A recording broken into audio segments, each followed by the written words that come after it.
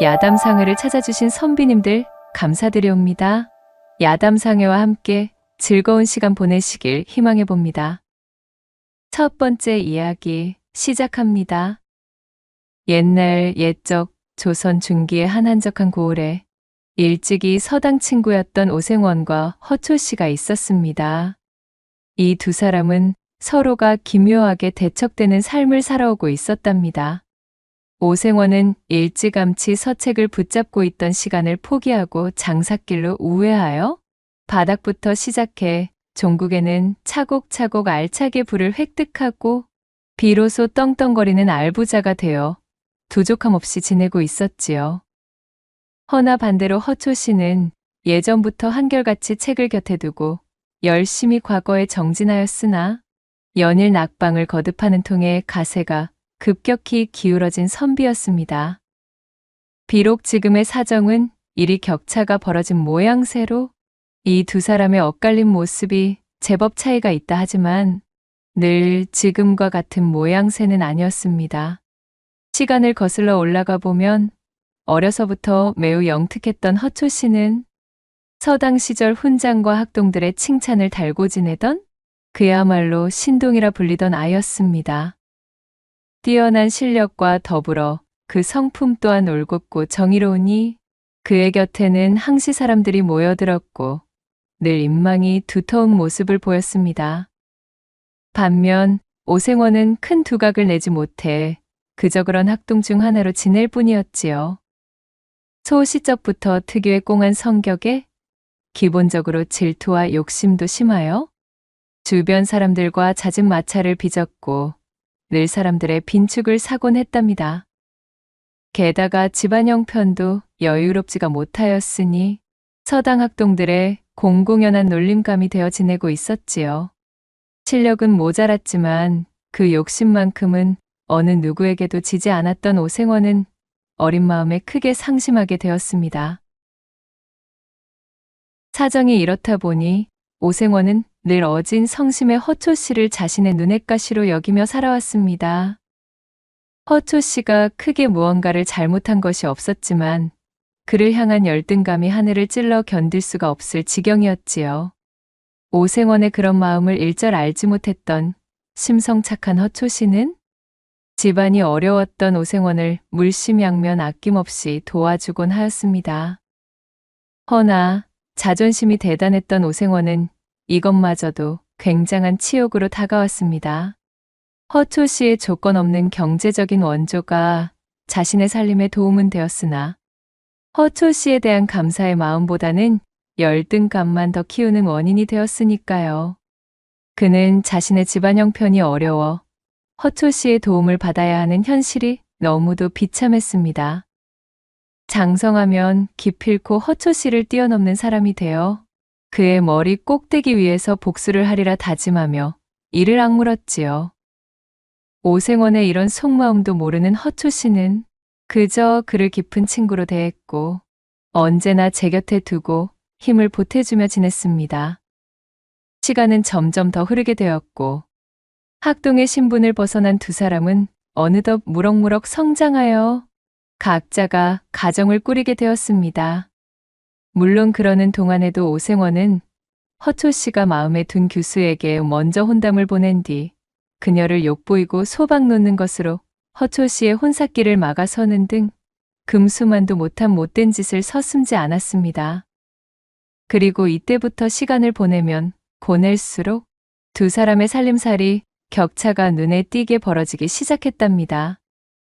어려서부터 이를 악물고 결심한 것이 있어 돈이 되는 일이라면 그 어떤 더러운 일도 마다 않던 오생원은 진작에 장사의 길에 서서 약삭빠른 자신의 재능을 꽃피웠습니다.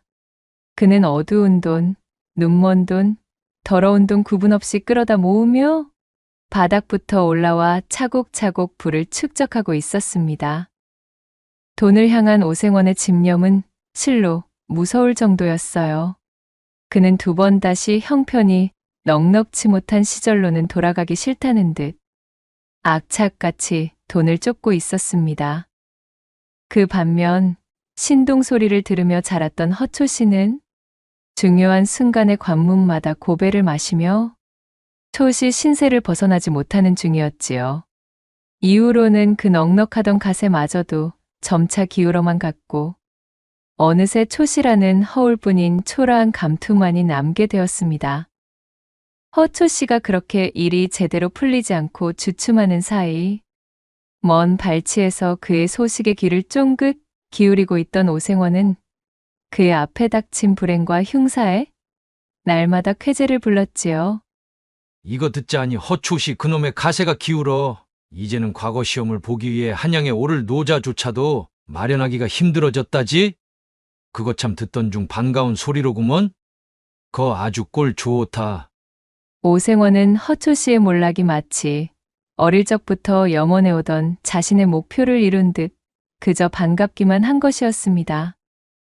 오생원은 그날 밤 기쁨을 감추지 못하고 돈을 잔뜩 풀어 기녀들을 데려온 뒤 연회로에서 흥청망청 뒤섞여 놀며 옷가지들이 흠뻑 젖은 기녀들을 품에 안고 방탕한 노름을 이어가며 삼경을 지새웠지요. 이렇게 장성한 두 사람의 운명이 서로 엇갈린 가운데 이제 오생원이 허초 씨보다 갖추지 못한 유일한 부분은 후사의 연이 없던 무자식의 자신과는 달리 허초 씨에게는 떡두꺼비 같은 아들이 있다는 것. 그 하나뿐이었습니다. 그럼에도 욕심을 거두지 못했던 오생원은 여전히 허초 씨를 마음에 두고 명분 없는 적개심을 버리지 않았지요.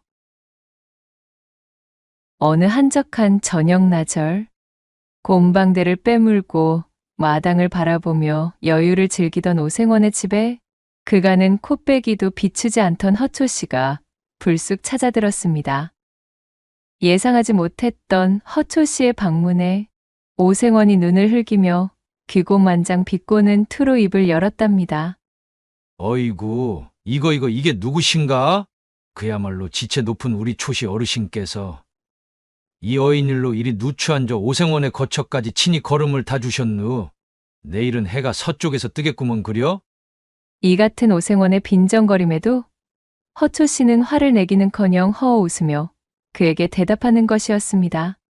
아니, 오생원 이 사람아, 못 보던 사이에 아주 농이 한층 더 심해지셨구먼. 어디 내가 못 올 때라도 왔는가? 이 대체 얼마 만에 우리가 이리 다시 만나는 것인가? 그러지 마시고 우리 이리 얼굴을 마주하게 되었으니 오래간만에 술이나 한잔 나누세나. 허초 씨가 푸근하게 웃으며 너스레를 던지자 그것을 바라보고 있던 오생원의 얼굴이 대번에 구겨졌습니다. 오생원은 예전부터 허초 씨의 저런 모습이 마음에 들지 않았지요. 자신이 기를 쓰고 뱉어내는 모진 소리에도 허초 씨는 마음에 생채기 하나 나지 않아 보였습니다. 그 호방하고 대범한 성품이 속 좁고 질투 많은 오생원의 속을 더욱 헤집어 놓는 것이었습니다. 오생원은 크게 헛기침을 하고는 마지못해 하인을 호출하여 술상을 차려오라 역정을 냈습니다. 괜시레 짜증을 받은 하인은 돌아서며 욕지기를 중얼거렸고 한참이 지난 후 부엌대기 하녀 하나가 조촐한 술상을 차려와 두 사람의 앞에 내려놓았지요. 오생원이 미리 하인에게 언질해 놓은 대로 비싸고 좋은 안주거리라고는 찾아볼 수 없는 지독하게도 조촐한 술상이었습니다. 나물 몇 점이 전부였으나 오생원은 그마저도 허초 씨에게 대접하기 아까워 이를 갈고 있었답니다. 허나 허초 씨는 그런 것일랑 아무렇지도 않다는 듯 술상을 받자마자 기뻐하며 외쳤지요. 어이구, 이거 갑자기 찾아와서 실례가 많네. 내 한 상 잘 얻어먹겠네. 인사치레를 하고 술잔을 기울이던 허초 씨가 웃으며 입안 가득 탁배기를 털어넣었습니다. 그렇게 한참이 지나자 오생원이 허초 씨에게 물었습니다. 그래, 찾아온 용건이 무엇인가? 자네와 내가 왕래를 끊은 지 제법 된 것으로 아네만 이리 연통도 없이 불쑥 찾아온 것을 보아하니 필경 무슨 부탁을 할 것이 있어 보이는데 말이야. 내 말이 틀렸는가? 오생원의 물음에 허초 씨가 빙그레 웃으며 고개를 끄덕였습니다. 그리고는 깊이 고민하는 표정이 되더니 말문을 열었지요. 자네, 돈을 좀 빌려줄 수 있겠나? 뭐, 돈? 아니, 이 사람이 갑자기 찾아와서 느닷없이 무슨 봉창을 두드리는 소리인가? 돈이라니? 돈이라는 단어를 들은 오생원의 눈썹이 대번에 지네처럼 꿈틀댔습니다. 그의 표정을 바라본 허초 씨는 술 한 잔을 입에 털어넣고는 한숨을 쉬며 말을 이었습니다. 사실은 내가 지병을 앓고 있는 데다가 말일세. 못난 서방을 둔 죄로 이제는 다세마저 좋지 않아 기울고 말았다네. 앞으로 남겨질 아들놈과 아내가 걱정되어 매 밤잠을 설치는 나날이 계속되고 있지. 당장에 떠오르는 사람이 자네뿐이니 내 염치 불구하고 이리 걸음을 하게 되었지 무엇인가. 우리가 어릴 적 서당 친구로 알고 지낸 정이 얕지는 않으니 어떻게 좀 아니 되겠는가? 어흥, 일 없네 그려. 지금은 나도 사정이 힘든 때일세. 겉으로나 번지르르 하지. 속은 골아터져서 영 실속이 없지 뭐겠는가. 그런가? 내가 보기에는 더할 나위 없이 풍족해 보이네만. 그것이 다 허상이고 헛개비 아니겠는가. 나도 이래저래 아주 들어갈 곳이 많아서 죽겠다네. 버는 만큼 또 나가야 될 것도 많은 법이니까 말일세.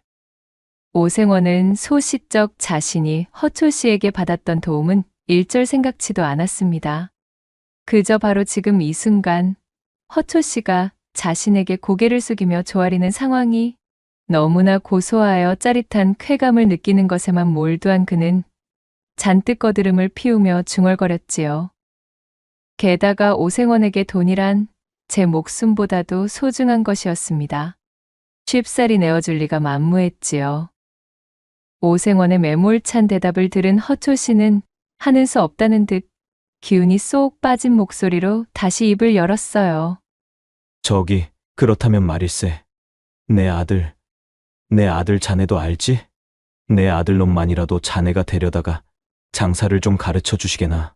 이놈이 책을 들여다보는 것은 게을러 입신양명의 기틀을 마련하긴 요원해 보이나. 머리는 제법 영특하여 셈 하나만큼은 아주 뒤똥차게 재빠르다네. 허초 씨는 오생원의 곁으로 바짝 붙어 그의 무릎을 잡고는 통사정을 하며 읍했습니다. 아들놈이라. 모든 것이 허초 씨보다 성공했던 자신이 현재 유일하게 가지지 못했던 바로 그 아들의 존재에 관한 이야기가 나오자 오생원의 이마가 크게 실룩이며 불편한 기색이 감돌았습니다. 오생원은 술잔을 들어 벌컥벌컥 들이키고는 생각했습니다. 대를 이을 아들놈이 있으면 무얼 하나. 가세가 기우로 물려줄 재산 하나 없는 아비가 어디 제대로 된 아비라 부를 수나 있겠어? 안 그래도 아들놈 하나 있는 것으로 유세 떠는 꼬락서니가 아니 꼽던 차에 이것 참 고소하게 되었구만. 말라 비틀어진 나물만 올리라 일러둔 술상에서 젓가락을 깨작거리며 불편한 심기를 비추던 오생원이 속으로 빈정거렸지요. 말이야 바른 말이지. 허초 씨는 아들과 관련하여 오생원에게 거들먹거린 적도 없었습니다. 그저 오생원 본인의 자격지심 때문에 그리 여기고 있었을 뿐이었어요. 이윽고 오생원이 술잔을 들어 한 잔 거나하게 들이키며 말했습니다. 내 본시 여기저기에서 그런 청탁을 받아오는 것이 여러 해 있는 일이라 이거 영 꺼림칙하긴 한데 말일세. 안 그래도 내 장사수완을 배우겠다고 말이야. 전국 팔도서 값비싼 폐물을 싸들고 찾아오는 자들이 어디 한둘이어야 말이지. 오생원은 잔뜩 배짱을 튕기며 거드름을 피우고 있었지만 내심 속으로는 쾌재를 부르고 있었습니다. 그도 그럴 것이 오생원이 언젠가 한번 만난 적이 있었던 허초 씨의 아들 천석이는 허우대가 훤칠하고 매력적인 사내였습니다. 게다가 타고나기를 장사의 힘도 좋아 무거운 짐도 척척 지는 모습을 자주 보았던 터였지요. 자신의 곁에 붙이고 장터를 다니면 안 그래도 견제가 심했던 다른 장돌뱅이 장사꾼들의 불필요한 시비가 붙을 일도 없을 것이었습니다. 뿐만 아니라 천석이에게 무거운 장삿짐 보따리를 넘기면 그간 오생원이 손수짐을 이고 다니며 기진맥진 힘을 빼던 고된 경험들도 더 이상 겪을 필요가 없었습니다. 천석이에게 넘겨버리면 장사길에 나서며 짊어질 수고스러움도 모두 덜 수 있었지요. 귀찮고 힘이 드는 여러 자비를 천석이에게 다 떠넘기고도 장사 소환을 전수한다는 핑계로 품삯 한 푼 줄 필요조차 없었으니 이 얼마나 남는 장사 아니었겠어요. 그중 오생원의 마음을 사로잡은 으뜸의 이유는 뭐니 해도 자신이 늘 열등감을 품고 있던 허초 씨의 아들을 자신의 밑에 두고 하인마냥 부릴 수 있다는 짜릿하기 그지없는 승리감이었습니다. 정말이지 이것보다 더 신명나는 이유는 찾기가 힘들었지요. 어린 시절 허초 씨를 보면서 가졌던 그 모든 질투와 자격지심이 한 방에 날아가는 듯한 기분이었습니다. 여기까지 생각이 미쳤던 오생원은 큰 선심을 쓰듯 팔짱을 끼고 허초 씨에게 말했답니다. 정이 자네의 뜻이 그러하다면 내일부터 천석이를 우리 집으로 보내보시게. 내 자네가 하도 간곡한 성의를 보이기에 청을 들어주도록 하겠네만 이 장사라는 것은 말일세 쉽지만은 않은 길일게야. 각오 단단히 하시고 보내는 것이 좋을 것이란 말일세. 아이고, 참으로 고맙네, 고마워. 내 자네의 이 호의는 결단코 잊지 않음세. 허초 씨는 오생원의 속마음을 아는지 모르는지 연신 그에게 고개를 숙이며 감사를 표했습니다. 그리하여 잠시 후 술자리는 파하게 되었고 허초 씨가 한결 가벼운 발걸음으로 집으로 돌아가자 그의 뒷모습을 바라보고 있던 오생원은 비열한 웃음을 지으며 사랑방으로 들어가 버렸지요. 멍청한 놈. 어디 애비 잘못 만나서 고생하는 아들놈의 얼굴을 보고도 내게 감사하다는 소리가 나오는지 보자. 아니, 영감. 오랜 친구를 만나셨던 거 아니셨어요? 어찌 이리 기색이 언짢아 보이십니까?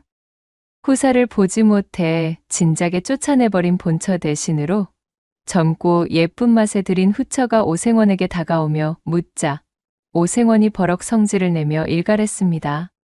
못이 어쩌? 친우는 연병을 누가 얼어 죽을 놈의 친우야? 쓰잘데기 없는 소리 하지 말고 싸게 이부자리나 피고 들어누워봐. 이 여편네야. 언제까지 우리 집에 대를 이을 아들놈을 가져다 놓지 않을 셈이여? 내 본처가 그것 때문에 쫓겨났다는 소리도 못 들어보았는가? 오생원의 외침에 무안해져 얼굴이 홍시처럼 붉어진 첩씨를 획 잡아채 금치미에 거칠게 눕힌 오생원은 속 시끄러운 콧김을 잔뜩 뿜고는 용두질로 그녀를 꾹꾹 눌러대는 밤을 보내기 시작했습니다. 그리고 다음 날이 밝은 아침 대바람부터 허초 씨의 아들 천석이가 오생원의 집을 찾아들었습니다. 허초 씨의 부탁대로 오늘부터 본격적인 오생원의 시동 노릇을 하기 위해 찾아온 것이었습니다. 꾸벅 고개를 숙이며 인사하는 천석이를 내려다보던 오생원은 뒷짐을 진 채 헛기침을 쏟으며 거드름 가득한 태도로 입을 열었지요. 너희 아비가 하도 극진히 청하였기에 내 하는 수 없이 너를 드리는 것을 수락했느니라. 내 앞으로 너에게 장사의 기본과 나아갈 길을 알려주도록 할 터이니 곁에서 항시 나를 제대로 보필하며 어깨너머로 잘 배워보도록 하여라. 알겠느냐? 예, 생원 어른, 여부가 있겠습니까? 부디 맡겨만 주십시오. 미력 하나마 최선을 다할 것을 다짐하고 약속드리겠습니다. 그래. 능력 없는 못난 아비를 둔 너에게 무슨 죄가 있겠느냐? 이것이 다 제 가정을 제대로 건사하지 못한 내 아비가 쌓은 죄건을 어찌되었든 천석이 내 놈은 나의 밑에서 한 3년만 굴러먹다 보면 그 이후로는 너 혼자서도 밥값 정도는 할 수 있을 수준으로 커 있을 터이니 너무 걱정일랑 말거라. 네, 생원 어른, 앞으로 열성을 다해 보필하겠습니다. 오생원이 마치 들으라는 듯 자신의 아비를 면전에서 대놓고 욕보임에도 천석이는 별다른 반응 없이 듬직하게 인사를 올리며 결의에 찬 눈을 보였습니다. 그런 천석이를 흘끔 흘겨보던 오생원은 마땅찮은 눈빛으로 몸을 획 돌려 마당 안쪽으로 들어가 버렸지요. 그날 이후로 오생원은 근 달포 동안을 천석이를 데리고 다녔습니다.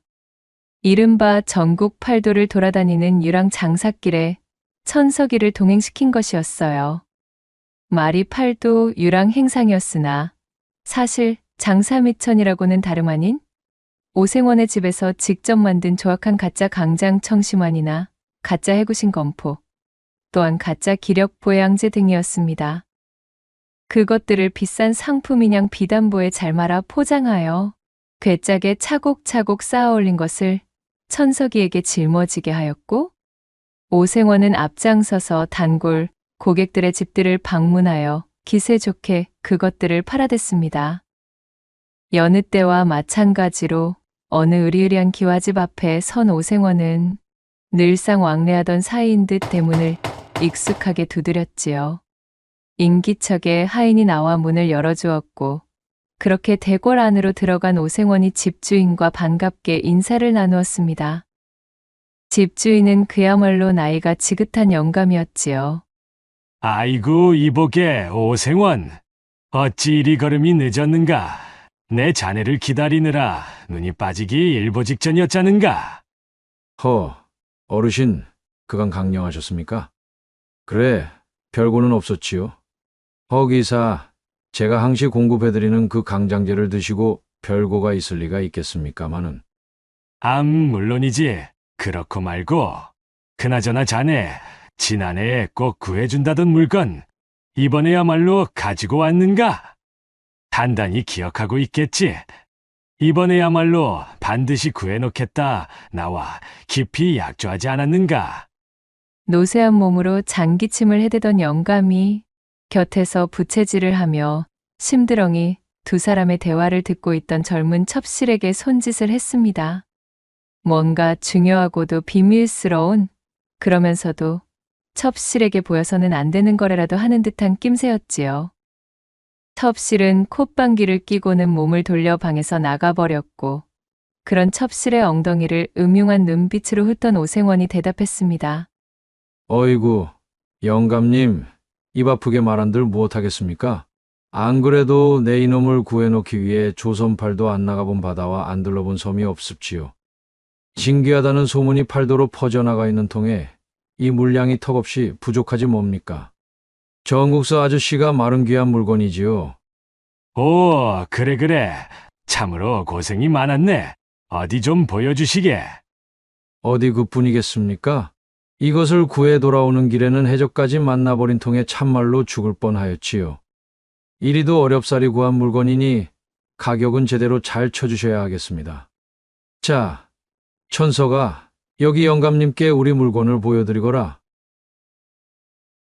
오생원의 하명에 천석이 짊어지고 온 짐짝을 열어 비단 보따리를 풀어 보였습니다. 그러자 고급스러운 향나무 상자 안으로 소중하게 감싸둔 기력보양제가 영감의 눈에 들어오는 것이었지요. 저 오랑캐국의 우두머리조차도 감히 마음대로 취하지 못했다는 귀하디 귀한 보력제입니다. 임금 앞으로 들어가는 진상품과 동일한 품질의 것이지요. 아시겠으나 그야말로 부르는 것이 값인 물건임을 명심해 주십시오, 어르신. 오호라. 그래. 내 값은 달라는 대로 쳐줄 터이니 일단 자네가 가지고 있는 물량을 모조리 내게 넘기게. 아이고, 어르신, 그것은 아니 될 말씀입니다요. 저기 한양의 강참판 어르신 댁에도 가져가기로 이미 깊은 약조가 되어 있습지요. 이걸 여기서 영감님께 싸그리 넘겨버리면 저는 뒷감당이 아니 됩니다. 신들린 듯한 말솜씨로 그럴듯한 거짓부렁을 지어내는 오생원의 입담에 영감은 애가 달아 발을 동동 구르며 애걸복걸하는 모양새가 되었지요. 어허, 이 사람아. 곱절로 쳐주겠네. 내게 넘기게나. 아까 보지 않았던가. 이 나이에 저런 젊은 첩을 끼고 사려니 내 하루가 다르게 기력이 부족함을 느끼고 있지 않았겠는가 말이야. 돈이라면 달라는 대로 줄 터이니 사정 좀 봐주시게나. 이러시면 참으로 곤란한디. 다른 사람도 아니고 영감님이시니 내 이번만 특별하게 밀어드리겠습니다. 대신 절대 다른 곳에 소문내시면 아니 되시는 부부님은 또 명심해 주십시오, 어르신. 영감님께 전량을 넘겼다는 풍문이 퍼지기라도 하는 날에는 저는 이제 다시는 영감님과는 거래를 못할 터이니 말입지요. 그렇게 잘 짜여진 각본대로 움직인 오생원이 영감에게 싸구려 가짜 언약을 덤터기 먹여 옴팡지게도 비싼 값에 밀어넣었고, 천석이가 짊어지고 있던 괴짝의 거의 대부분을 소진하게 되었습니다. 가벼운 발걸음으로 영감의 집을 나선 지 조금 지났을 때 자꾸만 뒤를 돌아 방금 전에 기와집을 힐끔거리던 천석이 무겁게 입을 열었습니다. 저 하생원 어른, 제가 무엇을 좀 여쭈어도 되겠습니까? 그래, 말해보거라. 다름이 아니고 방금 파신 기억 보양제 말입니다. 그것은 그저 제가 뜯어온 자포를 말려 집에서 대충 뭉쳐낸 한약 아닌지요. 그런 것을 어찌 저리도 비싼 값으로 팔 수가 있으십니까? 천석이의 말을 들은 오생원이 너무나 한심하다는 표정을 지으며 멈춰섰습니다. 그는 꾸짖듯 천석에게 소리쳤지요. 못이 어쩌고 어째? 아니, 이런 세상천지 덜 떨어진 놈 같으니라고는 제 아비를 닮아 융통성이라는 것이 아예 씨가 말라버린 놈이로구만. 이 멍청한 놈아, 본디 장사라는 것이 다 그런 것임을 정녕 모른단 말이더냐? 자네 집미에 진짜 백인 명약을 구해온들 그것이라고 어디 무조건 다 제값을 하는 줄 안다면 큰 오산이니라. 그저 좋은 것이라고 믿고 먹으면 그것이 곧 보양제요 보력제인 것을. 저 영감은 골골대는 몸으로 저토록 젊은 첩실비위를 맞추느라 밤마다 진땀을 빼며 시달리고 있으니 이번 거래로 누이 좋고 매부 좋고 아니겠느냐. 오생원이 침을 튀기며 열변을 토하니 천석이는 실망스럽다는 듯 작게 중얼거렸습니다. 허나 생원 어르신, 그것은 남을 속이는 행위지 않습니까? 아니, 이놈이 그래도 썩 입을 다물지 못할까? 그런 마음가짐으로 무슨 큰일을 배우겠다고. 내 놈은 참으로 부자가 되긴 다 글렀다, 이놈. 화가 나 잔뜩 성을 내며 팔자걸음으로 앞서 걷는 오생원의 뒷모습을 지켜보던 천석이 조용한 목소리로 말했지요. 부자라. 부자 말씀입니까? 천석은 오묘한 표정으로 성큼성큼 앞서가는 오생원을 바라보다 그의 뒤를 따라 걸음을 옮겼습니다. 그러한 일이 있고서도 두 사람은 줄곧 붙어 다니며 장사를 이어나갔지요. 두 사람은 정해진 기한 동안 조선 곳곳을 돌아다니며 장사에 매진하는 것을 게을리하지 않았답니다. 장사 미천으로 잔뜩 마련해둔 갖가지 가짜 보양제들을 몽땅 팔아치워 집으로 돌아올 시기가 되었을 때쯤에는 두둑하게 한몫 챙긴 상태였지요. 준비한 물건을 모두 팔아치우고 집으로 돌아오는 길에 위치한 나루터에서 오생원의 장기침이 유독 심해지는 것이 느껴졌습니다. 장사를 나서던 때부터 나오던 마른 기침이었는데 지금은 눈에 띄게 심해진 모양새였습니다. 이거야 원, 제 얘기. 해가 갈수록 몸이 약해지는구먼. 자, 서두르자. 이 배를 놓치면 하루를 꼬박 기다려서 배를 잡아야 하니 손해가 이만저만이 아닐 것이야. 예, 생원 어른. 우직하게 자신을 보필하는 천석이의 부축을 받으며 그렇게 그들은 첫 장거리 장사길을 성공리에 마치고 집으로 돌아오게 되었습니다. 함께 다녀보니 오생원의 생각보다도 천석이는 더욱 쓸모가 많았습니다. 처음에는 허초 씨에 대한 자격지심과 억하심정으로 천석이를 낮잡아보고 멀리하였으나 시종일관 성실하고 초심을 잃지 않는 꾸준한 모습에 서서히 그에 대한 마음도 열리고 있었답니다. 오생원은 그 이후로도 천석이를 데리고 곧잘 장사를 나가게 되었고 그렇게 꼬박 3년이라는 시간을 방방곡곡 조선팔도를 누비며 장사를 하며 천석이를 가르치게 되었습니다. 그 시간 동안 오생원의 장사 수완을 알뜰살뜰 흡수한 천석은 이제는 오생원이 시키지 않아도 능숙하게 장사를 할 수 있게 되었지요. 일취월장 수완이 늘어 천석이는 당최 못 파는 물건이 없었습니다.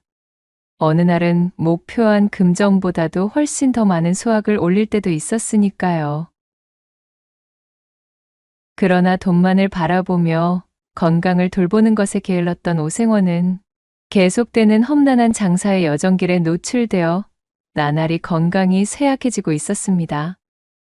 꼬박 3년을 채우고 나니 그의 몸 상태는 매우 악화되었기에 장사 말미쯤에는 차도가 보이지 않을 정도로 좋지 않은 상황이 되어 있었습니다. 장기침으로 시작하던 곧불기가 이제는 뿌리 깊은 기침으로 변질되어 각혈의 빈도마저 잦아지더니 마침내 자리에 드러눕고 만 것이 아니겠어요? 순식간에 앙상해진 몸으로 자리에 몸져 누워있는 오생원에게 한 짐 가득 장사거리를 실어나가 몽땅 팔아치워 엽전을 두둑히 챙겨온 천석이가 다가서며 걱정스레 말했습니다. 생원 어른, 좀 어떠십니까? 어서 쾌차하셔야 또 장사길에 나설 텐데요. 그동안 불평불만 한마디 뱉는 법 없이 자신의 밑에서 3년간 비가 오나 눈이 오나 한결같이 시중을 들어온 천석이를 어느새 신뢰하게 된 오생원은 자신을 찾아온 임종의 순간을 깨닫고는 입을 열었지요. 천서가, 그간 내 밑에서 온갖 툭툭한 일을 견디며 참으로 잘 버텨내었구나. 내가 가진 장사 수법을 너에게 모두 전수하였단다. 이제 나 없이 너 스스로도 충분히 부자가 되어 무너진 너희 집안과 가세를 일으킬 수 있을 것이다. 이제부터는 천석이 네가 나의 상단과 전방들을 맡아 관리하며 그렇게 명맥을 유지해다오. 그리고 우리 집안과 내 후처 역시도 내 잘 부탁하마. 속 깊은 곳에서 끓어오르는 진심을 힘겹게 전한 오생원이 눈물 가득한 얼굴로 천석이를 올려다보며 글썽거렸습니다. 후계자로 삼을 아들 하나 없었던 오생원은 자신을 보필하며 긴 시간을 함께해준 천석이에게 의부사들과도 엇비슷한 감정까지 느끼며 어느새 천석이를 의지하고 있는 자신을 발견한 것이었지요. 그렇게 끓어오르는 기침을 힘겹게 거두며 오생원이 말을 마치자 어찌된 영문인지 그것을 잠자코 듣고 있던 천석의 표정이 차갑게 식어가는 것이었습니다. 흉흉한 눈으로 오생원을 내려다보던 천석이 무겁게 운을 떼었어요. 부자 말씀이십니까? 생원 어른, 저는 그런 식으로는 부자가 되고 싶지 않습니다. 제가 추구하는 길은 음험한 노인네에게 가짜 환약이나 밀어넣으며 거짓된 강장제를 권하는 그러한 방식은 아니지요. 허나 말씀하신 대로 생원 어르신의 후처분 만큼은 그리 걱정하지 않으셔도 될 겁니다. 어르신의 말씀이 없으셔도 이미 오래전부터 제 선에서 잘 보살펴드리고 있었으니까 말이지요. 천석이의 의미심장한 말에 오생원이 대체 이것이 무슨 소리인가 싶어 어리둥절하던 그때 마침 방문을 두드리며 오생원의 후처가 들어왔습니다. 그녀의 손에는 오생원에게 먹일 약사발이 담긴 소반이 들려 있었지요. 처음에는 사이좋게 부부 생활을 영위하고 있었지만 전처와 마찬가지로 후처인 그녀에게도 도무지 상기가 찾아올 기미를 보이지 않자 이에 크게 실망한 오생원은 그녀를 구박하며 나날이 모질게 대하고 있던 참이었습니다. 허나 다행인지 불행인지 후처는 그 천성이 곱고 어지럽기에 오생원의 몹쓸 구박을 묵묵히 감내하며 지금까지 그를 제아비로 따르고 있었지요. 두 여인 모두에게 후사를 기대할 수 없었음에 오생원은 모든 것을 체념하고 포기하려던 참이었습니다. 여보, 좀 어떠셔요? 이 약을 좀 들고 어서 쾌차하셔야지요. 여기 약을 우욱. 아니 그런데 이게 무슨 일이겠어요? 오생원에게 약사발을 내려놓으며 앉던 젊은 후처가 탕약의 후텁지근한 냄새를 맡더니 갑자기 헛구역질을 하는 것이 아니겠어요? 그 모양새가 여느 헛구역질과는 달랐음을 한눈에 알아차릴 수가 있었답니다. 자리에 누워있던 오생원이 그것을 알아차리고는 두 눈을 부릅뜨며 말했습니다. 뭐시여? 아니 이게 무슨, 언제부터요? 몇 달이나 되었는가? 그의 추궁에 화들짝 놀란 젊은 부인은 그저 고개만 떨굴 뿐 말이 없었습니다. 그때 천석이가 오생원의 말을 가로채며 입을 떼었습니다. 어르신의 씨가 아니니 안심, 아니 관심은 끄셔도 좋습니다. 아마도 이제 석 달 차 되었을 겁니다. 지피는 밤으로 셈을 해보면 아마 그쯤일 테지요. 3년간 장삿길에 나서며 자신의 젊은 처와 합방한 적이 일절 없었던 오생원이 천석이의 말에 돌아가는 상황을 퍼뜩 알아차렸지요. 어쩐지 밤만 되면 후처가 묘하게 자신이 잠들기만을 기다리는 눈치를 보인다 싶었는데 이런 속사정을 숨기고 있었을 줄은 몰랐던 것입니다. 털썩같이 믿고 있었던 임종을 앞두고서야 자신을 돌아보며 인정해주려 하였던 천석이가 자신의 후처와 야음을 틈타 몰래 정본을 낸 것도 모자라? 그래, 그 씨앗까지 잉태하게 되었다니요. 참으로 기가 차고 코가 막힐 노릇이었습니다. 아니 뭐시라? 이 이놈이 내 놈이 감히 내쳐와. 믿었던 도끼의 발등이 찍힌 분노에 핏발 가득 선 눈으로 무섭게 천석이를 올려보던 오생원이 깊은 기침을 하며 소리쳤습니다. 부들부들 떨리는 손으로 천석이의 멱살을 쥐려 했지만 병든 몸이 그의 뜻대로 움직여줄 리가 없었어요. 그런 오생원의 몸부림을 묵묵히 바라보고 있던 천석이는 아무런 표정도 없이 침착한 목소리로 말을 이어나갔습니다. 생원 어른께서 일찍이 저희 아버지를 하대하며 괄시해온 것을 저는 이 집에 들어오기 전부터 모두 알고 있었습니다. 소시적 제 아버지의 도움을 받아 생원 어른께서 본인의 집안을 일으키고도 정작 저희 아버지가 도움이 필요할 땐 냉랭히 외면하셨던 것 또한 잘 알고 있지요. 생원 어른, 일전에 저를 향해 부자가 되긴 글러먹은 놈이라 칭하신 적이 있으시지요. 허나 저는 생원 어른과는 조금 다른 길로 걸었을 뿐 부자가 된다는 최종 목표는 다르지 않았습니다. 제가 부자가 되는 방식은 바로 이런 식이었으니까요. 저는 이 집안의 모든 것을 물려받을 적법한 후배가 끊긴 이 집안을 취하여 제 것으로 만들 작정입니다. 여기 있는 어르신의 후처와 새살림을 차려 뱃속에 있는 아이와 함께 가정을 꾸려서 말이지요. 언제부터 담아왔는지도 모를 천석이의 진심이 담긴 잔잔한 분노에 오생원은 할 말을 잃은 채 입만 번긋거릴 뿐이었습니다. 그의 황망한 눈빛을 내려다보며 천석이 마지막 말을 뱉었습니다. 생원 어른, 본디 장사라는 것이 이런 것 아니겠습니까? 제게 그리 가르치지 않으셨습니까? 누이 좋고 매부 좋은 것이 바로 장사의 기본이라고 말이지요. 가르침대로 행하고자 하였던 것이니 너무 노여워는 마시기 바라겠습니다, 어르신. 이놈! 부엉이가 구슬프게 우는 삼경의 시각, 치밀어 오르는 화를 주체 못한 오생원은 그날 밤을 넘기지 못하고 그렇게 원통하게도 눈을 감아버렸습니다. 임종의 순간을 맞이한 오생원의 얼굴에는 설명할 수 없는 회환과 절망감, 그리고 참회인지 원통인지 헤아릴 수 없는 눈물 한 줄기가 맺혀 있었답니다.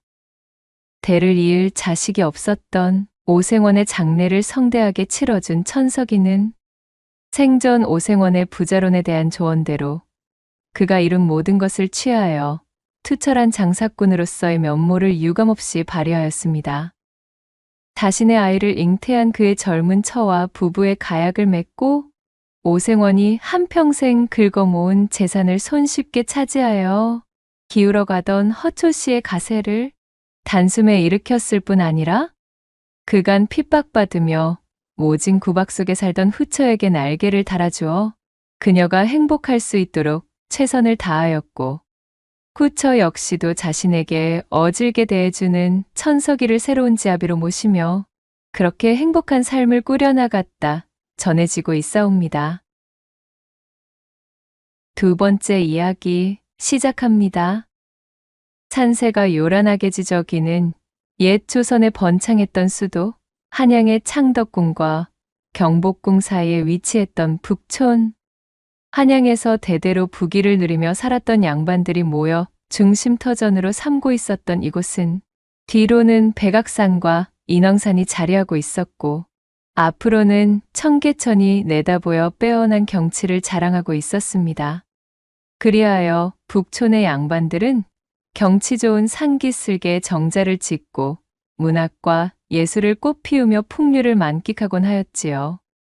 이 북촌을 수놓고 있는 기와 집중 하나에 궁정에서 사역하는 내관의 사가, 다시 말해 환관의 집안이 있었으니 이곳에 시집을 오게 된 기품 넘치는 젊은 처자에 대한 이야기입니다. 그녀의 이름은 개월. 유난히도 눈망울이 또렷하여 제 고향 청평에서는 어릴 적부터 사슴을 닮았다는 뜻으로 청록이라는 별명으로 불리곤 하였지요. 개월은 본디 번듯한 양반의 집안 여식으로 태어나 한 점 부족한 것 없이 부유하게 자랐지만 몇 다리를 건너 거쳐간 먼 친척이 반정의 음모에 휩쓸리는 통에 개월의 집안까지 그 불똥이 튀어 가세가 기울게 되자 어쩔 수 없이 환관의 집으로 시집오게 된 기구한 팔자였습니다.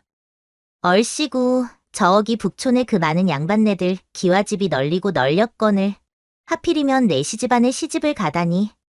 개월아 씨네 집안도 한때는 이세가 대단하였는디 사람 일이라는 것이 참으로 알다가도 모르겠다.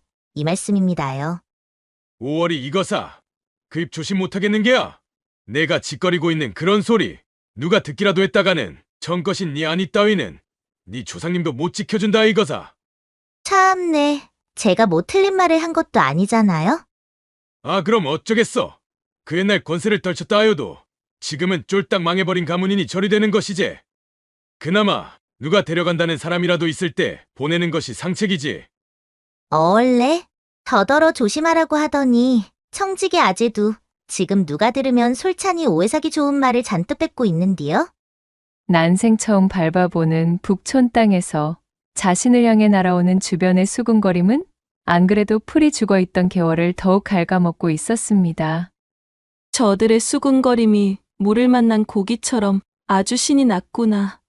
사사로이 반응하면 저들에게 더욱 좋은 먹거리만 제공하는 꼴이 될 터이니 내 그냥 웃고 넘어는 간다만 심히 기분이 유쾌하지는 않구나. 내 입 하나 덜어 살림이라도 나아진다면 내 더는 바랄 것이 없지만 그럼에도 참담한 마음은 쉬이 정리되지 않는구나. 착잡한 마음의 개월은 시댁으로 발을 들인 그 첫날부터 수심이 내려앉은 얼굴로 깊은 한숨을 내쉬었습니다. 개월이 시집오게 된 이 환관의 집안은 그간 국내 이런저런 송사를 이용하여 많은 재산을 모아 번듯한 12칸 기와집의 하인도 열어두고 있었습니다. 환관이라는 명패 없이 본다면 그저 남부러울 것 없는 부잣집이었지요. 화를 입고 뿔뿔이 흩어진 가족들에게 보낼 돈을 마련하고 제 입에 풀칠이라도 하기 위해 팔려온 개월이었으나 걱정했던 것만큼 북촌에서의 삶이 그리 고단하지는 않았습니다. 잔뜩 긴장하며 들어간 첫날의 기억이 무색할 만큼 무난한 일과의 연속이었어요. 태생이 양반집 규수였던지라 법도와 예절도 어린 시절부터 줄곧 교육받았기 때문에 집안에서 누구 하나 그녀의 처신에 대해 왈가왈부하는 사람도 없었지요. 그러나 태생이 환관인지라 응당 있어야 할 남편의 귀중한 것이 없었으니 개월은 남들 다 치룬다는 첫날 밤조차 가질 수 없었습니다. 혼인 당일과 그 이튿날 잠깐 남편의 얼굴을 확인했을 뿐 그 이후로는 궁으로 입궁하여 한 주 내내 집에 들어오지 못한 적도 있으니 커다란 기와집에서 개월 홀로 덩그러니 지내는 시일이 길어졌지요. 이후로도 남편은 궁의 잡무가 너무도 바빠 그 얼굴 제대로 보기도 힘든 나날이 계속되었습니다. 내 젊은 나이에 한관의 집안으로 팔려가듯 시집 와선 그 아찔하다는 음양이 이치 한번 깨닫지도 못한 채 살아있는 과부 신세로 이리 지내게 되었으니 굶어 죽지 않은 것이 다행인 것인지 각복하기 그지없는 것인지 구별하기가 힘이 드는구나. 부유한 북촌 기와집의 안방마님이 되어 끼니 걱정을 덜게 된 것은 기뻤으나 사람의 마음이라는 것이 어찌 한 갈래로만 흐를 수 있었을까요? 시간이 지날수록 개월의 마음 한켠에는 남들에게 보일 수 없는 가려움이 있었습니다. 금수조차 제 짝을 맞아 정답게 뛰어노는데 자신은 그저 이 환관 집안의 부속품이 된 기분이었어요. 그렇게 살아있는 과부 신세 운운하며 커다란 기와집에 갇혀 살다시피 하던 개월이 길고 긴 한숨을 뱉어낸 지 얼마 지나지도 않은 어느 날이었습니다. 조선을 들쑤시던 풍토병이 궁궐한 승정원 내부까지 침범하여 그 바람에 몹쓸 병이 옮아 병석에 눕게 된 계월의 남편은 그야말로 손쓸 틈도 없이 숨을 거두고 말았지요. 엎친 데 덮친 격으로 대를 이을 자손도 없는 한관의 가문인지라 젊은 나이에 계월이 졸지에 집안의 안주인이 되고 말았습니다. 정신없이 남편의 장례를 치르고 어지러운 집안의 대소사를 정리하며 마음을 다잡기를 몇 해 어느덧 집안도 안정되어 돌이켜 정신을 차리고 보니 아리따운 고운 시절을 다 보내고 계월도 나이 30 가까운 과부가 되어 있었습니다. 참으로 세월이 더덥고 몹시도 빠르구나. 한때는 남편이 그리 되고 이제 어떻게 살아야 하나 싶었는데 벌써 시간이 이리도 지나버렸다니 말이야. 모처럼의 한적한 밤, 뜰로 산책 나온 계월이 정원의 꽃들을 바라보며 중얼거렸습니다. 내 입이 그야말로 방정이지. 그때 살아있는 과분이었더니 그런 푸념만 하지 않았어도 남편에게 그런 화가 닥치지 않았을지도 모르는 일이었거늘. 어쩐지 자신의 방정맞은 입으로 죄를 지은 것 같았던 계월은 눈물을 훔치며 하늘 높이 걸린 달을 올려다보았습니다. 있으나마나였지만 그럼에도 곁을 지키던 남편이 사라지자 그녀의 가슴 속 외로움은 그 덩치를 키워 이제는 주체할 수 없을 정도가 되었습니다. 깊은 밤이 되기만 하면 찾아오는 사무치는 감정은 아직 식지 않은 계월의 심금을 마구 뒤흔들고 있었답니다. 집안 하인들 사이에도 마님의 얼굴에 수심이 깊어짐을 두고 이러다 집안에 줄초상이라도 치르는 것 아니냐며 이런저런 이야기들이 오고 가는 날들만 흐르고 있었지요. 주인마님 처음 뵙겠습니다요. 셋내 거덕이라 하는구먼요. 저작거리에서 소문을 듣고 찾아왔는디 이댁서 일손을 채우느라 머슴을 구하고 계시다 하여 이리 당도했습니다요. 훤칠한 머슴 하나가 계월의 집을 찾은 것은 이듬해의 일이었습니다. 일손이 모자라던 차에 듬직한 머슴 하나가 이를 찾아 계월의 집에 당도하였으니 그 이름이 거덕이라 하였지요. 남편의 장례 이후 집안의 곳간 열쇠를 쥐게 된 계월은 평소에도 제집서품을 파는 머슴들의 세경을 아주 넉넉하게 치러준 탓에 고을에서의 평판이 눈에 띄게 좋아졌던 상태였습니다. 새로운 일꾼을 들인다는 공고를 낼 때면 이처럼 많은 지원자들이 그녀의 집 대문을 두드렸고 그들 중 쓸만한 사내를 추려 흔쾌히 머슴으로 받아들였답니다. 그리고 그런 과정을 거쳐 이 거덕이라는 젊고 다부진 머슴이 계월의 앞에 나타나게 되었습니다. 이런저런 일을 시켜본 바 이 거덕이라는 머슴의 일머리가 아주 특출난 것이었지요. 하나를 일컬으면 셋을 해내는 데다 그리 육중치도 않은 몸으로 힘은 어찌나 장사인지 어지간한 머슴 둘셋으로 처리할 일을 거덕이 혼자 해치우니 계월은 여간 든든한 것이 아니었습니다. 게다가 난 놓고 기역자도 모르는 다른 머슴들과는 달리 글을 읽고 쓸 줄 알 뿐 아니라 일을 끝낸 밤에는 꼬깃꼬깃 달아해진 책을 붙들고 글 공부마저 하고 있으니 계월은 이 거덕이 아주 기특하기 그지없어 더욱 정이 가는 것이었지요. 또한 그녀가 밤마다 외로움에 사무쳐 잠이 들지 못하는 날에는 거덕이 어김없이 찾아와 머슴살이를 하기 전 떠돌던 자신의 이야기를 비롯하여 어지간한 재담꾼 못지않게 재미진 이야기들을 들려주며 말벗을 자처했습니다. 그럴 때면 계월의 가슴 깊은 곳에 숨어있던 간지러움이 씻은 듯이 내려갔으니 캐캐 묵은 갈증이 해갈되는 느낌에 그녀는 단꿀 같은 잠에 들 수가 있었지요. 내 거덕이 저자만 보면 가슴이 이리도 요동을 쳐대니 이것이 과연 일머리 좋은 머슴을 아끼는 마음에서 비롯된 것인지 아니면 사내로 생각하려는 발칙한 마음인 건지 그간 무심하던 하늘이 나를 시험하고 있는 괴로구나. 그간 자신의 집을 거쳐간 수많은 머슴들과는 다르게 거덕에게 느껴지는 특별한 마음이 커져 주체할 수 없어진 계월은 밤낮으로 깊은 고민에 빠지기 일쑤였습니다. 우리 마님은 참 다 좋은데 이 세상 물정을 모르는 것이 흠이란 말이여? 이 집안 주인이 된 지도 오래인데 이것 좀 보면 딱하고 감이 잡힐 때도 되지 않았는감? 아직도 이 가끔 보면 시집 오던 시절 그대로 매행한 구석이 있단 말이지. 얼굴은 여전히 반반하니 참말로 어디 가서 빠지지 않는데 말이여. 곳간 뒤쪽 으슥한 곳, 하인들이 모여 한숨 돌리는 쉼터에서 개월 내 머슴 중 한 명이 그녀에 대한 고약한 뒷말을 꺼내놓으며 포문을 열고 있었습니다. 어두운 표정으로 잠자코 듣고 있던 거덕이 순간 발끈하며 핏대를 세우고 대꾸했지요. 아니, 이봐 춘득이, 자네 그리 말하면 아니 되는 법이여. 그동안 머슴질 꽤나 해보면서 우리 마님같이 후한 대접해주는 주인댁 겪어본 적 있던가? 여기 아니면 춘득이 자네처럼 뺀질대면서 일도 시원찮은 머슴 어디 거두어나 죽었느냐 이 말이여? 아니, 근데야 이 인간아. 자네가 무슨 이 집 주인대감이라도 된단 말이여? 같은 신세끼리 합심해야지 어디 주인마님 편을 들고 난리인겨. 그러거나 말았거나 거덕은 늘 개월의 입장에서 항시 그녀를 두둔하기 일쑤였지요. 머슴들 사이에서 아주 충견도 저런 충견이 없다는 소리가 나올 정도였습니다.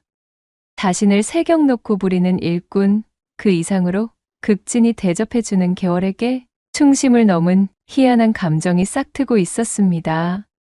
풍성한 세경과 삼시세끼, 질 좋은 밥상으로 자신을 돌봐주니 그야말로 거덕에게는 개월이 하늘님이자 천지신명과 진배 없는 존재였습니다. 허나 주인마님과 종살이를 하고 있는 머슴의 신분인 자신과의 거리감을 깊이 깨닫고 있던 거덕은 감히 선을 넘을 생각을 하지 못하는 것이었지요. 그렇게 싱숭생숭한 마음으로 멀찍이서 개월의 뒷모습을 훔쳐보다 젊고 아름다운 과부마님을 두고 자기들끼리 음담패설을 흘리는 머슴들이라도 몇 놈 그의 눈앞에 걸리기라도 하면 번개처럼 날쌘 동작으로 그네들을 엎어매쳐 클바닥에 나뒹굴게 만든 거덕이 흡사 지옥에서 올라온 야차와도 같은 무서운 얼굴로 소리쳤습니다. 아무리 천추리기로 서니 배운 데 없이 주인마님을 함부로 입에 올리면 이 거덕이가 가만두지 않을 것이구먼. 어디 자신 있는 놈들은 그 뚫린 입 신나게 나불거려를 보시라고. 내 아주 마님댁 마당 한가운데다가 거꾸로 말뚝 박듯이 박아 넣어버릴 테니깐 말이여. 이렇듯 거덕은 듬직하게 자신의 감정을 추스리며 그저 개월의 뒤를 묵묵히 지켜주고 있었지요. 그러던 어느 날 동짓달이 걸린 밤하늘 아래에서 결국 사달이 나고 말았습니다. 거덕이 부엌에서 밤참으로 약과와 대추차를 싸들고 개월의 방문 앞에 살포시 내려두고 발걸음을 돌리는데 그녀의 방 안에서 평소와 같은 인기척 대신 조금 다른 느낌의 이상한 신음이 들려왔습니다. 얼레? 마님, 저 거덕입니다요. 안에 무슨 일 있습니까요? 낌새가 이상함을 눈치챈 거덕이 놀라 물었으나 방 안에서는 아무런 대답이 없었습니다. 한참을 밖에서 서성이던 거덕은 몇 번이고 개월을 불러보았지만 허사였지요. 거덕은 필시 뭔가 단단히 잘못되었다는 것을 본능적으로 알 수 있었습니다. 마님, 안 되겠습니다. 결례를 용서해 주십시오. 쇳내 지금 들어가겠습니다요. 개월에게 변고가 생긴 것을 우려한 거덕이 방문을 열어젖히고 쏜살같이 안으로 뛰쳐들어가자 침소용 저고리 옷을 제대로 여미지도 못하여 하얀 어깨를 그대로 드러낸 개월이 방 구석에서 벌벌 떨며 웬 괴한에게 붙들려 있는 것이 아니겠어요? 개월의 입을 틀어막고 위협하고 있던 사내는 뛰쳐들어오는 거덕을 보자마자 깜짝 놀라며 개월을 내동댕이 치고는 밖으로 도망치려 하였습니다. 아니 뭐야, 내 이놈 경을 쳐도 200번 쳐 죽일 썩어나 자빠질 놈아. 냉큼 거기 못 서겠느냐? 거덕은 그 길로 목침을 집어던져 솜씨 좋게 괴한의 뒤통수를 가격했고 날벼락을 맞은 괴한은 그 자리에서 혀를 빼물고 기절하고 말았지요. 거덕의 날랜 동작을 지켜보던 개월이 비로소 안도의 한숨을 뱉었습니다. 그녀의 온몸이 두려움에 질려 벌벌 떨리고 있었지요. 고개를 돌려 그 모습을 발견한 거덕은 다시금 지옥의 야차 얼굴이 되어 시뻘겋게 달아오른 낯빛으로 괴한을 향해 고함을 질렀습니다. 네 놈이 뭐하는 놈인지 전후사정은 모르겠다만 일단 메타작부터 흠씬 맛보다 보면 내 무슨 일인지는 차차 알게 될 것 같구나. 감히 우리 마님에게 손을 대. 어디 내 손에 요절나봐라 이놈. 머리끝까지 화가 뻗친 거덕의 치도곤에 괴한은 말 그대로 쥐포처럼 뻗어버렸습니다. 일사천리로 포도청에 연통을 넣어 집으로 당도한 포졸들에게 괴한을 넘기고 보니 괴한은 평소에도 보이지 않는 곳에서 개월의 험담을 해대며 호시탐탐 그녀를 노리던 불량스러운 머슴 중 한 명이었어요. 마님, 많이 놀라셨지요? 괜찮으십니까요? 이제 안심하셔도 되는구먼요. 어휴, 정말 고맙구나. 거덕이 내가 아니었으면 졸지에 이대로 무슨 꼴을 당하였을지. 내 아무리 혼자 된 지 오래된 과부라 쉽게 보였다고 하여도 어찌 세경을 주던 머슴에게 이런 일을 상상만 해도 소름이 돋는구나. 호롱불빛에 얼핏 비치는 개월의 얼굴엔 핏기가 가셔 창백해져 있었습니다. 아직도 놀란 가슴이 진정되지 않아 그녀의 어깨가 가늘게 떨리고 있었지요. 어이쿠, 마님 저기 그것이 거덕은 그제야 개월이 난리통에 옷을 채 갈아입지도 못한 채 떨고 있는 것을 발견하였습니다. 시선을 거두려 해도 첫눈처럼 뽀얗게 반짝이는 그녀의 어깨는 거부하기 힘든 유혹을 뿌리고 있었습니다. 난리법석이 끝난 이후 개월의 안방. 언제나 자신의 곤경에 용맹한 범처럼 한달음으로 달려와주는 거덕이 이번에도 자신을 위험에서 구해내자 이제 개월이 거덕에게 가진 호감은 그 감정을 키울 대로 키워 연정이라 불러도 손색 없을 만큼이 되어 있었지요.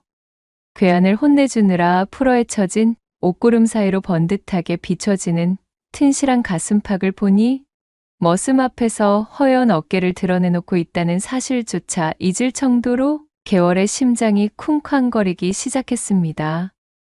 저기 마님 그럼 셋내 그만 일어나 보겠구먼요.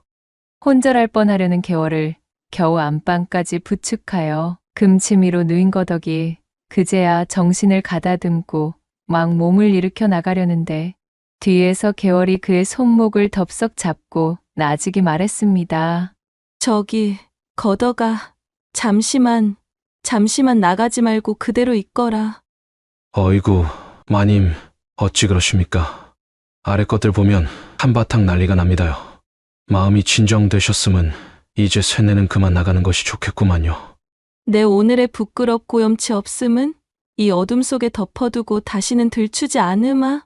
그간 너희 덕을 많이도 봐왔다만 오늘 밤은 반드시 내 덕을 좀 보아야겠다. 이 나이 되도록 음양이 합일이라는 것조차 모르고 살아온 내 형편이 스스로 딱히 더는 견딜 수가 없구나.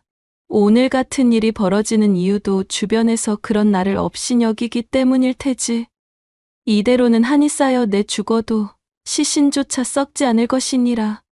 그리고는 여미고 있던 손을 스스로 내리며 호롱불을 후 불어 끄고는 그대로 거덕을 이끌어 침소 위로 당겼습니다. 이렇게 되면 마님 셋내도 더 이상 참지 못하겠습니다요.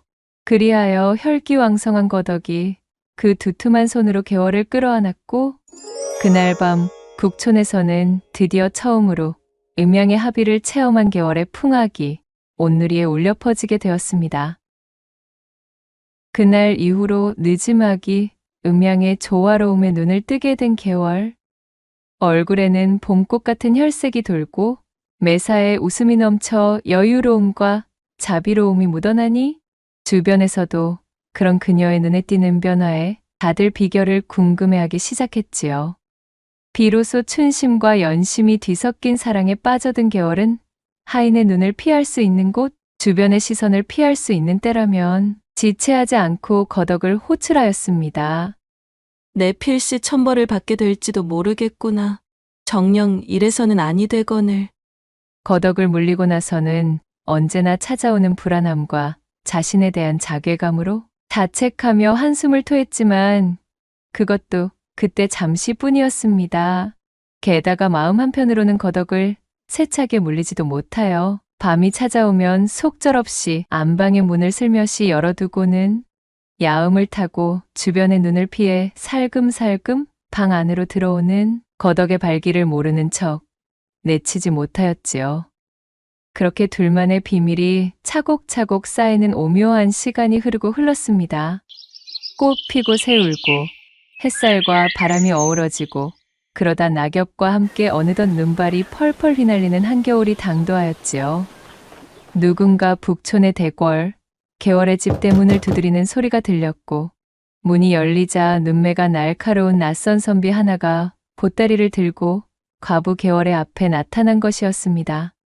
개월에게 공손히 인사를 올린 젊은 선비는 다짜고짜 울먹이는 목소리로 읍소하기 시작했어요.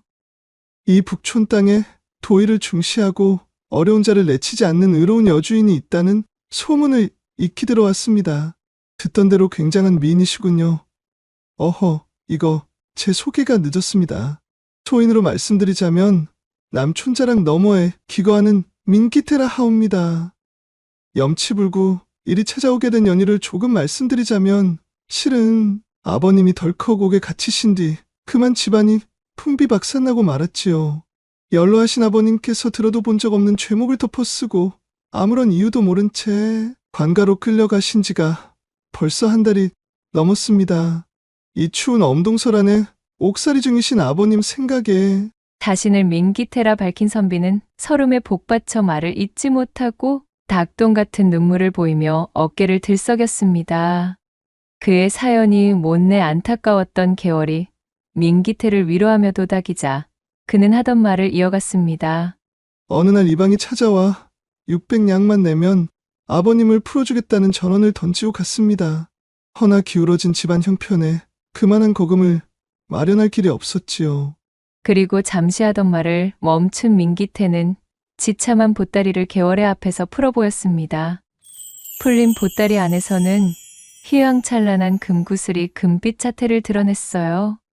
저희 22대 선주께서 고려의 문부랑으로부터 하사받은 이 금보옥들로 말씀을 드리자면 저희 집안 대대로 내려오는 가보지요. 가문의 자랑으로 고이 간직해온 것입니다. 참으로 송구한 일입니다만 이 보물을 담보로 600냥을 차용해 주신다면 첫 달 금은까지 이자 100냥을 더해 반드시 갚겠습니다. 개월은 진실된 눈으로 읍소하는 민기태의 딱한 처지를 듣고는 지난날 자신의 집안이 아주 사소한 오해에서 비롯되어 풍비박산을 맞이하고 주저앉은 과거가 떠올랐습니다. 그 덕에 환관의 집안까지 흘러든 기구한 자신의 옛 기억이 바늘처럼 그녀를 찔렀습니다. 동변상련의 아픔이 진하게 그녀의 심금을 울리는 것이었지요.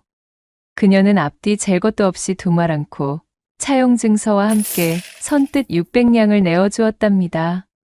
목표한 금액을 대출받은 민기태는 개월에게 넙죽 절하고는 600냥이 든 돈주머니를 받아들고 눈발이 날리는 대문을 넘어 사라졌습니다. 다음 날 개월이 담보로 받아든 금보옥들을 조심히 어루만지면서 그 위용에 감탄하고 있던 때였습니다. 새벽부터 머슴들의 곳간 재고 정리를 지휘하고 있던 거덕이가 개월에게 문안 인사를 올리려다 말고 그녀의 손에 들려있는 금보옥들을 발견하고 말했습니다. 마님, 손에 든 그것은 웬 것이옵니까요? 오, 그래. 거덕이 들었구나. 이것이 실은 말이란다? 거덕을 발견하고 반가운 목소리로 맞이한 개월은 효자 선비 민기태와 있었던 일들을 빠짐없이 이야기해 주었어요. 헌데 그녀의 말을 들은 거덕이 의심스러운 눈초리로 금보옥들을 훑더니 이내 난색이 되어 입을 여는 것이었지요. 저기 마님, 쇳내가 잠시 살펴봐도 될깝쇼. 개월에게 금보옥들을 받아든 거덕은 도끼 눈을 하고 살펴보기 시작했습니다. 그리고는 한숨을 내쉬며 말했습니다.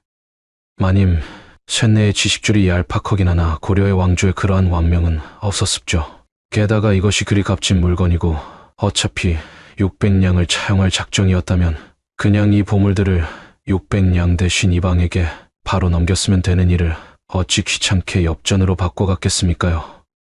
또한 이 금보옥들은 순금의 것이 아니라 납덩어리 위에 도금을 입힌 것이구먼요. 이 짝을 한번 보셔야 쓰겠구먼요.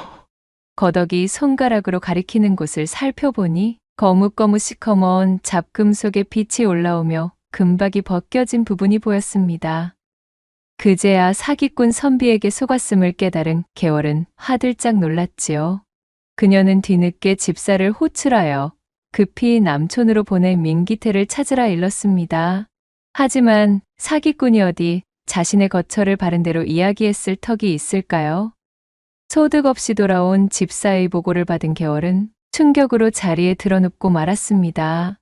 그런 개월에게 거덕이 다과상을 내오며 말했지요. 마님, 걱정하실 것 없습니다요. 내일 까정고 금두꺼비가 가짜라는 것을 일절 입 밖에 내면 안 되는구먼요.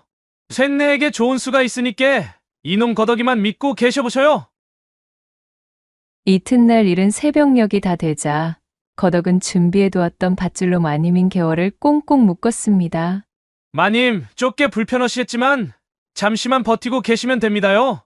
개월은 단단히 옥죄어오는 밧줄의 감각에 얼굴을 찌푸렸지만 거덕에게 가지고 있던 신뢰가 두터웠기에 별다른 저항은 하지 않았습니다. 그래, 거덕아. 내가 다 생각이 있겠지. 나는 너만 믿고 있겠다. 일을 마친 거덕은 마당을 향해 고래고래 소리를 질렀지요. 야단났다. 간밤에 도둑이 들어서는 마님을 포박하고 선비가 담보로 내어준 보물들을 훔쳐갔다. 이윽고 거덕의 고함 소리를 들은 하인들이 불이 나게 몰려왔습니다. 아니, 내 이놈들아. 간밤에 도둑이 들어 마님에게 흉포한 겁박을 한 것도 모르고 잠에 빠져 있었단 말이여. 거덕이 일부러 크게 소동을 벌여 동네방네 들으라는 듯 떠벌렸고 그리하여 북촌의 부자 과부댁이 담보로 잡아두었던 금보옥들을 도둑 맞았다는 소문은 멀리 바람을 타고 나아가 꼬리에 꼬리를 물고 천리만리로 퍼져나가게 되었습니다. 저작거리에 파다하게 퍼진 소문이 고개를 넘어 민기태의 귀에도 당도하게 되었지요. 개월을 속여 한몫 단단히 잡아 한낮부터 술상 앞에서 빈둥대고 있던 사기꾼 민기태가 벌떡 몸을 일으켰습니다.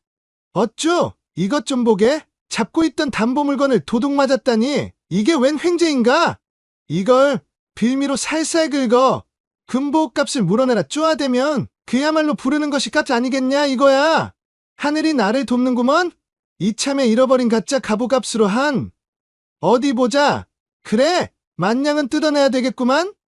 그는 쾌재를 부르며 부랴부랴 개월에게 빌렸던 원금 600냥과 이자로 내어줄 100냥을 어렵사리 만들어 도합 700냥을 챙겨들고 섣달 금음이 되기도 전에 북촌 땅을 밟았습니다. 이윽고 개월의 집까지 당도하여 대문을 들어서자 소문대로 집안은 초상집 분위기이고 그녀 역시 병색이 짙어 방에 드러누워 있는 것이 아니겠어요. 금보옥들을 도둑 맞았다는 풍문이 역시 사실이었다는 확신에 민기태가 새어나오려는 웃음을 참고 무난하며 말했습니다. 그간 강령하셨는지요? 여기 이자 100냥을 붙여서 700냥을 갖고 왔습니다. 차용해주신 금액을 모두 상환하였으니 이제 그만 제가 맡긴 저희 집안 갑오들을 돌려주시지요. 그러자 자리에서 일어난 개월이 다 꺼져가는 목소리로 말했어요. 선비님 이 일을 어쩌면 좋겠습니까? 소중한 담보를 그만 도둑에게 절도당하고 말았지. 뭔가요? 그 말만을 기다리고 있던 민기태는 드디어 올 것이 왔다는 얼굴로 으름장을 놓으며 펄쩍 뛰었습니다. 아니, 뭐요? 그것이 대체 얼마짜리인 줄이나 아십니까? 좋기 만냥은 넘는 물건입니다. 네, 정말 면목이 없게 되었소이다.